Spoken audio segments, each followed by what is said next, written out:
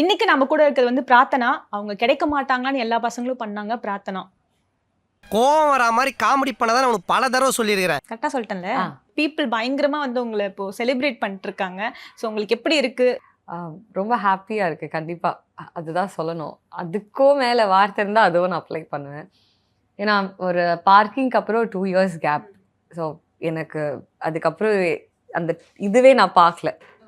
ஆனால் அந்த கேப்புக்கு அப்புறம் திருப்பியும் வந்து என்னை ரிசீவ் பண்ணுறதோ சரி, அந்த அவங்களோட வெரி ஹாப்பியாக திருப்பியும் லவ் டுடே, பார்க்கிங், அந்த ஓல்ட் மெமரிஸ் பற்றி பேசுகிறது எனக்கு ரொம்ப ஹாப்பியாக இருக்குது.